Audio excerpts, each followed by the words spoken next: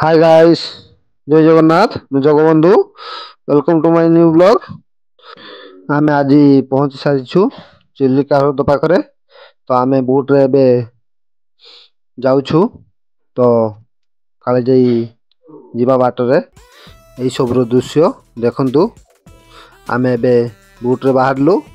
ତ ଦେଖନ୍ତୁ ଚିଲିକା ହ୍ରଦର ନିଆରା ଦୃଶ୍ୟ ବହୁତ ସୁନ୍ଦର ଲାଗୁଛି। କାଳିଜାଇ ଯିବା ବାଟରେ ତ ବହୁତ ଲୋକ କଥା ହୁଅନ୍ତି ଯେ ଡଲଫିନ୍ ମାଛ ଦେଖିବାକୁ ମିଳେ ବୋଲି। ତ ଆମେ ଆଜି ଡଲଫିନ୍ ମାଛ ଦେଖିବୁ। ମୁଁ ଆପଣମାନଙ୍କୁ ଦେଖେଇବି, ଆପଣମାନଙ୍କ ସହିତ ସେୟାର କରିବି। ନିଶ୍ଚିତ ଭାବରେ ଭିଡ଼ିଓଟିକୁ ଶେଷ ପର୍ଯ୍ୟନ୍ତ ଦେଖନ୍ତୁ। ଭଲ ଲାଗିବ ବୋଲି ମୁଁ ଆଶା କରୁଛି।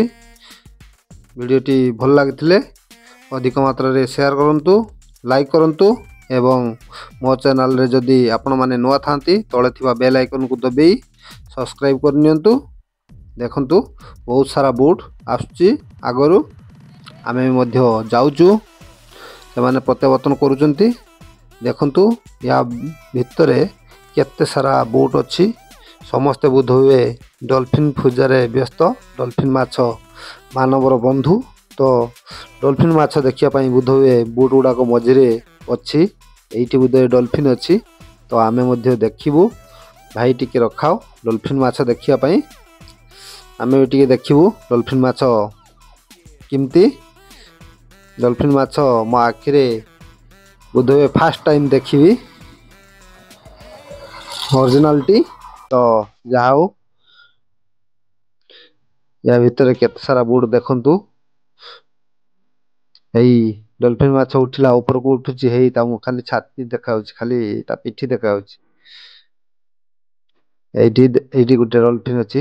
ଏଇ ଦେଖିପାରୁଥିବେ ଭିଡ଼ିଓରେ ସମ୍ୟକ ଦେଖାଯାଉଛି ତାର ପିଠି। ତ ଯାହା ହଉ, ଆଉ ଟିକେ ଉପରକୁ ଉଠିଲେ ନିଶ୍ଚିତ ଭାବରେ ବହୁତ ଭଲ ଲାଗନ୍ତା। ସେମାନେ ଉପରକୁ ଉଠୁନାହାନ୍ତି, ଖାଲି ପିଠି ଦେଖି ଭାସି ଆସୁଛନ୍ତି। ଦେଖନ୍ତୁ କେତେ ସାରା ଡଲଫିନ୍ ମାଛ। ବହୁତ ସାରା ଡଲଫିନ୍ ମାଛ ୟା ଭିତରେ ଅଛି। ମୁଁ କଥା ହଉଥିଲି ସେ ଭାଇଙ୍କ ସହିତ। ସେ କହୁଥିଲେ ଯେ ୟା ଭିତରେ ମିନିମମ୍ 100ରୁ 120 ଡଲଫିନ୍ ମାଛ ଦେଖିବାକୁ ମିଳେ। ତ ଦେଖନ୍ତୁ ବହୁତ ସୁନ୍ଦର ଲାଗୁଛି ଏଠାକୁ ଆସି। ତ ଆପଣମାନେ ବି କେବେ ଟୁରିଷ୍ଟ କରନ୍ତୁ ଏମିତି ପ୍ଲେସ୍କୁ ଦେଖିବା ପାଇଁ। ବହୁତ ଭଲ ଲାଗିବ ବୋଲି ମୁଁ ଆଶା କରୁଛି। ତ ଯାହା ହଉ, ନିଶ୍ଚିତ ଭାବରେ ଏହା ହେଉଛି ସୁନ୍ଦର କଥା। ଯାହା ହଉ, ଏ ଆଖି ଆଜି ଡଲଫିନ୍ ମାଛକୁ ଦେଖି ଧନ୍ୟ ହେଇଗଲା। ଯାହା ହଉ, ପିଠି ହେଉ ପଛେ ବହୁତ ସୁନ୍ଦର ଲାଗିଲା। ସମ୍ପୂର୍ଣ୍ଣ ଦେଖିପାରୁନୁ କିନ୍ତୁ ତାର ପିଠି ଗୁଡ଼ାକ ଦେଖାଯାଉଛନ୍ତି। କେତେ ବଡ଼ ବଡ଼ ମାଛ ହେଇଛନ୍ତି ଦେଖନ୍ତୁ। ସେମାନେ କାହାର ବି କିଛି କ୍ଷତି କରୁନାହାନ୍ତି। ଯାହା ହଉ, ବହୁତ ସୁନ୍ଦର। ବହୁତ ସାରା ବୋଟ୍ କେବଳ ଡଲଫିନ୍ ମାଛକୁ ଦେଖିବା ପାଇଁ ଭିତରେ ଅଛନ୍ତି। ତ ଆମେ ବି ଟିକେ ଅଟକି ଯାଇଛୁ। କେବଳ ଗରମ ଦିନେ ହିଁ ଡଲଫିନ୍ ମାଛ ଉପରକୁ ଉଠନ୍ତି। ତ ଶୀତ ଦିନେ ସେମାନେ ଉପରକୁ ଆସନ୍ତି ନାହିଁ। ତ ଯେଉଁମାନେ ବି ଦେଖିବା ପାଇଁ ଚାହିଁବେ ସେମାନେ ଗରମ ଦିନରେ ଆସିବେ। ଶୀତ ଦିନେ କେବେ ବି ଆସିବେନି, କାରଣ ଡଲଫିନ୍ ମାଛକୁ ଦେଖିପାରିବେନି। ତ ମୁଁ ଆଜି ଆସିଛି, ମୁଁ ଦେଖଉଛି ଆପଣମାନଙ୍କୁ। ସାଙ୍ଗମାନେ ଦେଖନ୍ତୁ, ବହୁତ ସୁନ୍ଦର ଲାଗୁଛି ଚିଲିକା ହ୍ରଦର ଏ ଦୃଶ୍ୟ। ମୁଁ ତ ଏନ୍ଜୟ କରୁଛି। ଆପଣମାନେ ବି ଭିଡ଼ିଓଟିକୁ ଦେଖି ଏନ୍ଜୟ କରନ୍ତୁ। ଦେଖନ୍ତୁ କେତେ ଗଭୀର ପାଣି। ଆପଣମାନେ ବି କେବେ କଳନା କରିପାରିବେନି ଯେ ଏତେ ଗଭୀର ପାଣି ହେଇଥିବ। ନିଶ୍ଚିତ ଭାବରେ ବହୁତ ଗଭୀର ହେଇଥିବ। ଆର ପଟେ ଦେଖାଯାଉଛି ବହୁତ ଗାଁ ଅଛି। ତ ସେପଟେ ମତ୍ସ୍ୟଜୀବୀ ମାନେ ଘର କରି ଅଛନ୍ତି, ମାଛ ଧରନ୍ତି। ମାଛ ଧରି ସେମାନେ ତାଙ୍କର ଗୁଜୁରାଣ ମେଣ୍ଟାନ୍ତି।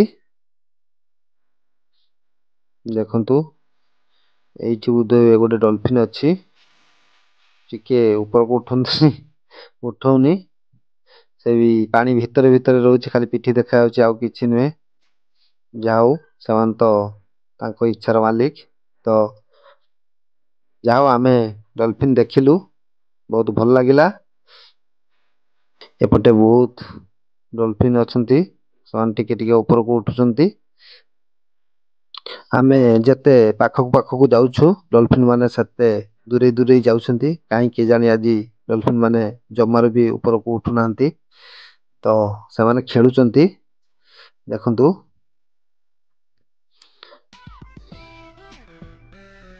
ଏଠି ଏକା ସାଙ୍ଗରେ 3ଟା ଡଲଫିନ୍ ଦେଖନ୍ତୁ। ବାଃ, ବହୁତ ସୁନ୍ଦର ଭାବରେ ସେମାନେ ଖେଳୁଛନ୍ତି। ବହୁତ ଖୁସି ଲାଗୁଛି। ଇତିହାସ ଜାଣେ ଯେ ଚିଲିକାରେ ବହୁତ ଡଙ୍ଗା ବୁଡ଼ିଯାଏ।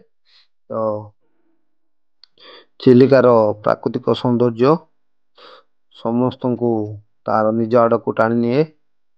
ତ ଚିଲିକା ପାର ହୋଇ କାଳିଜାଇ ମନ୍ଦିରକୁ ଦର୍ଶନ କରିବା ପାଇଁ ବହୁତ ଲୋକ ଯାଆନ୍ତି। ତ ନିଶ୍ଚିତ ଭାବରେ ଏହା ଏକ ପର୍ଯ୍ୟଟନ ସ୍ଥଳୀ। ବହୁତ ଦୂର ଦୂରାନ୍ତରୁ ଲୋକମାନେ ଏଠାକୁ ଦର୍ଶନ କରିବା ପାଇଁ ଆସନ୍ତି। ଜୀବନକୁ ଖାତିର ନକରି ସେମାନେ ମା କାଳିଜାଇଙ୍କର ଦର୍ଶନ କରନ୍ତି। ଏଇ ଚିଲିକା ହ୍ରଦ ଦେଇ ସେମାନେ ବୋଟରେ ଚଢ଼ି ଯାଆନ୍ତି। ଚିଲିକା ସମସ୍ତଙ୍କର ଫେବରେଟ୍ ଜାଗା। ତ ଆପଣମାନଙ୍କୁ ନିଶ୍ଚିତ ଭାବରେ କହିବି, ଆପଣମାନେ ବି ଆସି ଏ ଚିଲିକାର ପ୍ରାକୃତିକ ସୌନ୍ଦର୍ଯ୍ୟର ଭରପୁର ମଜା ଉଠାନ୍ତୁ। ତ ମୁଁ ତ ଆସିଥିଲି ଆପଣମାନଙ୍କୁ ଭିଡ଼ିଓ ମାଧ୍ୟମରେ ଏସବୁ ଦେଖେଇଲି। ଭିଡ଼ିଓଟିକୁ ଅଧିକ ମାତ୍ରାରେ ସେୟାର କରନ୍ତୁ। ଯଦି ଭଲ ଲାଗିଥାଏ ତ ଲାଇକ୍ ଟିଏ କରନ୍ତୁ। ଏମିତି ନୂଆ ନୂଆ ଭିଡ଼ିଓ ବନେଇବା ପାଇଁ ମୋତେ ସହଯୋଗ କରନ୍ତୁ। ତ ଆଜିର ଭିଡ଼ିଓଟି ଏଇଠି ଶେଷ କରୁଛି। ପୁଣି ଦେଖା ହବ ନୂଆ ଏକ ଭିଡ଼ିଓରେ। ରହୁଛି। ଜୟ ଜଗନ୍ନାଥ, ଜୟ ଶ୍ରୀରାମ।